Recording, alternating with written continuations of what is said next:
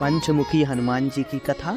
हनुमान जी का पंचमुखी रूप बहुत ही दिव्य चमत्कारिक माना गया है। मान्यता है कि इस रूप में बजरंग बली की पूजा करने से आपके जीवन में सुख शांति स्थापित होती है और सभी कष्ट दूर होते हैं। आइए जानते हैं हनुमान जी के इस अवतार की कहानी और कैसे हुआ इनका प्राकट्य। हनुमान जयंती देश भर में धूमधाम से मनाई जा रही है। पौराणिक मान्यता के अनुसार चैत्र मास की पूर्णिमा को हनुमान जी का जन्म हुआ और इसी दिन उनका जन्मोत्सव मनाया जाता है। इस शुभ अवसर पर हम आपको हनुमान जी के पंचमुखी अवतार के बारे में बताने जा रहे हैं। भगवान के इस रूप की पूजा करने से आपके जीवन से सभी प्रकार के कष्ट दूर होते हैं। वास्तु में भी पंचमुखी हनुमान जी की तस्वीर घर में लगाना शुभ माना गया है। आइए आपको बताते हैं हनुमान जी के इस अवतार की कहानी क्या है, क्यों बजरंग बली को इस रूप में आना पड़ा।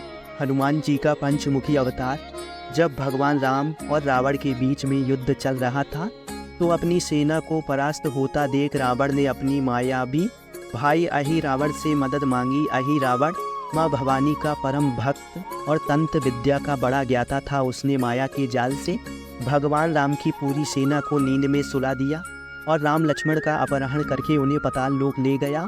कुछ देर में ही विभीषण को अहि रावण की ये चाल समझ में आ गई थी। उन्होंने हनुमान जी को ये संदेश भिजवाया था कि वह पाताल लोक में जाकर भगवान राम और लक्ष्मण की मदद करें। पाताल लोक में जब हनुमान जी पहुँचे तो उनका सामना सबसे पहले अपने पुत्र मकरध्वज से हुआ। युद्ध में बजरंग बली ने उसे परास्त किया तो फिर वह उस स्थान पर पहुँचे जहाँ अहि रावण ने राम और लक्ष्मण को बंधक बनाकर रखा था। अहि रावण माँ भवानी का भक्त था, इसलिए उसने 5 दिशा में 5 दीपक माँ भवानी के नाम से जलाकर रखे थे।